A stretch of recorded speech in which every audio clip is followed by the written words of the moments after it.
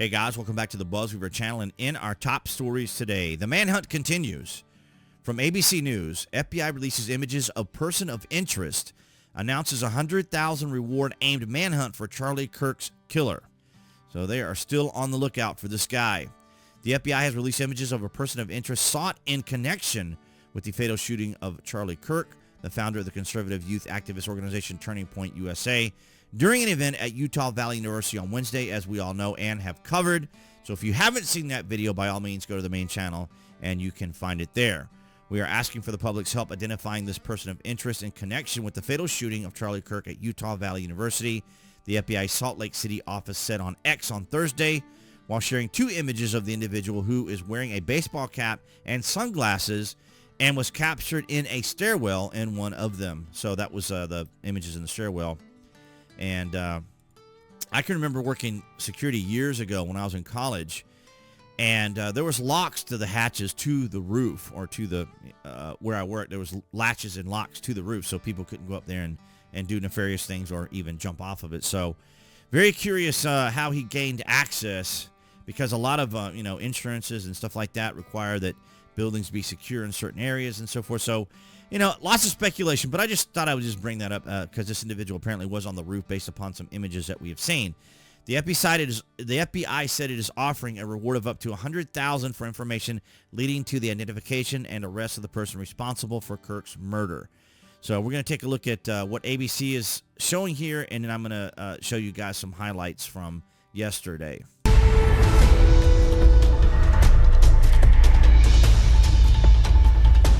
Hi, I'm Diane Macedo. Let's get right to breaking news. The FBI is asking for help identifying this man who they are calling a person of interest in the shooting of conservative activist Charlie Kirk.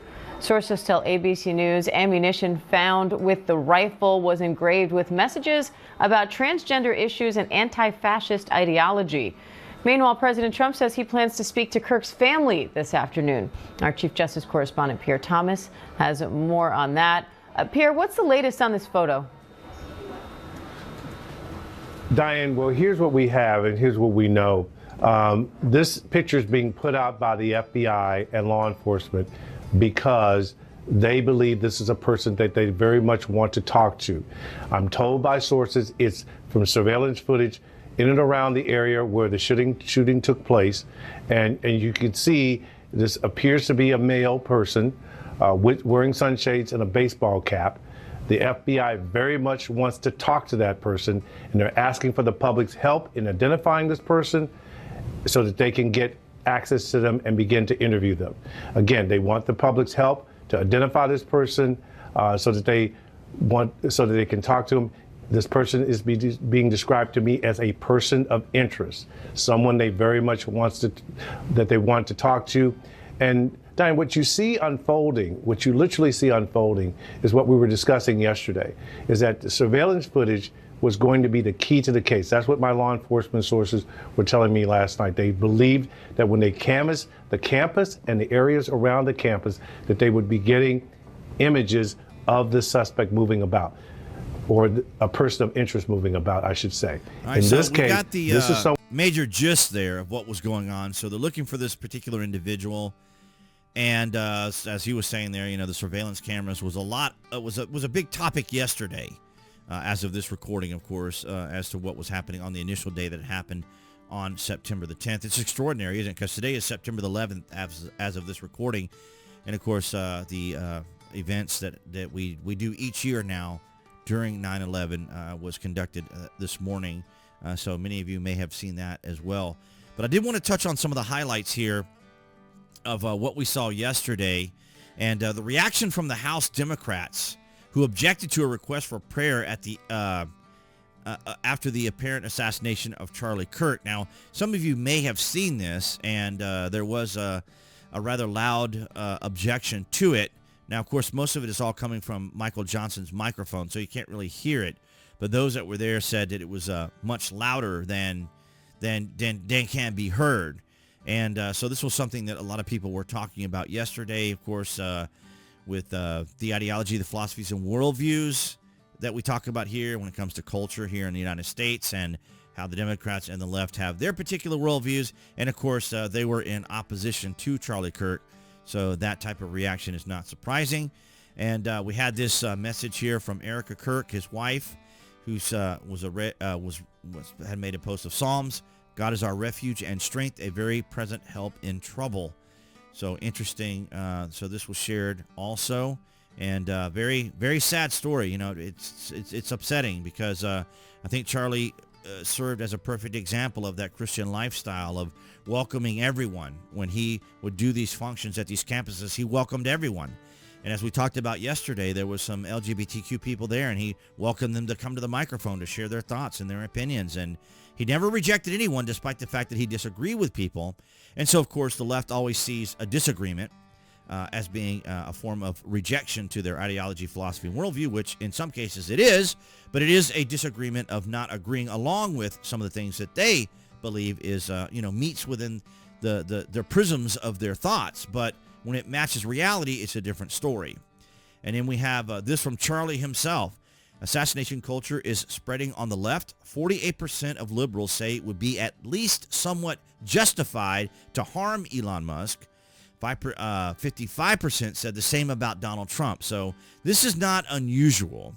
And then and we have here in California, activists are naming ballot measures after Luigi Mangiano. You remember the person who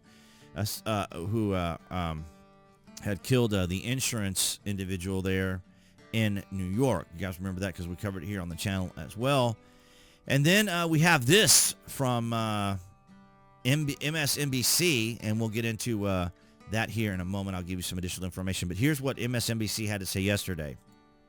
Because as we were just talking about a moment ago with Alan, after one of the Doge employees was allegedly attacked in Washington, D.C., that's what Donald Trump used as justification to send in federal troops into Washington, D.C. to get things under control. The carjacking situation, he used that.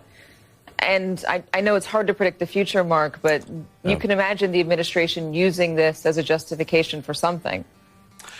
I must admit, I'm at a loss to guess as to what happens next. But Kirk... Well, obviously, because it was Rahm Emanuel, as we always talk about, said never let a tragedy go to waste, right, or a crisis go to waste. And then so the Democrats are applying that mindset.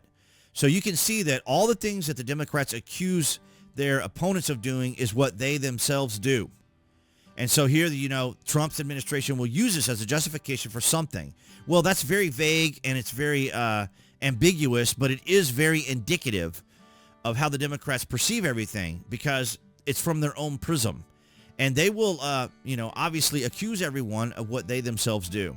And it's unfortunate to see that this type of language is being used because we already know the situation in D.C., for example, as she was mentioning there.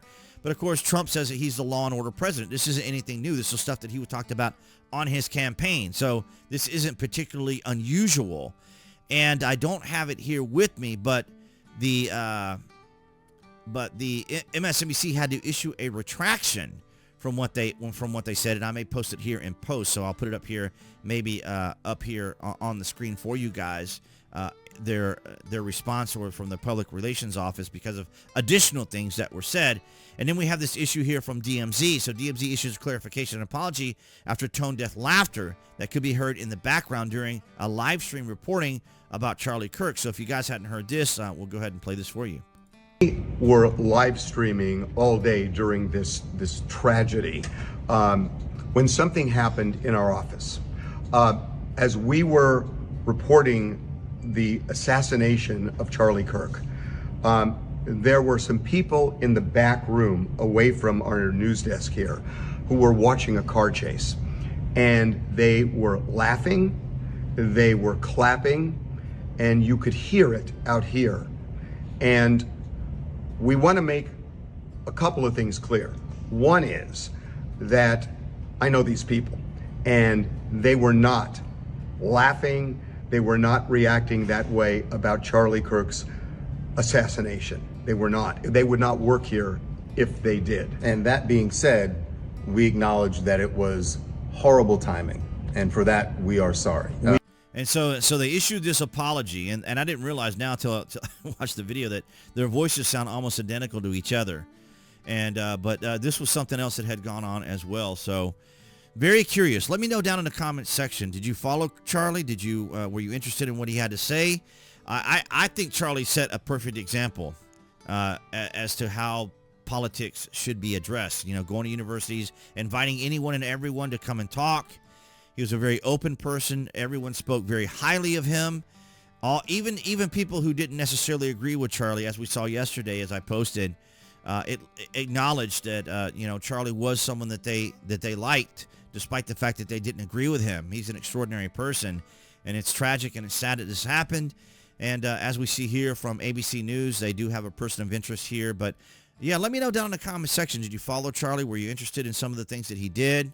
And I heard even people say that he could have been a potential presidential candidate at some point, something that I had not really even considered. But nonetheless, guys, thank you so much for your continued support across BitChute, Rumble, and Odyssey. You guys have been amazing. Thank you so much. And, of course, everyone here on YouTube for your guys' continued support. Below this video, you can find the various social media links that I belong to include X, as well as my affiliate marketing links. But, of course, your likes, your shares, and your comments help out the channel immensely here in 2025, and I thank you so much for it. Appearing there on the screen, that's going to be the channel icon. You guys can click on that to subscribe, as well as to select notifications. That way you know there's content here on the channel. And I'll see all you guys in the Friday vlog.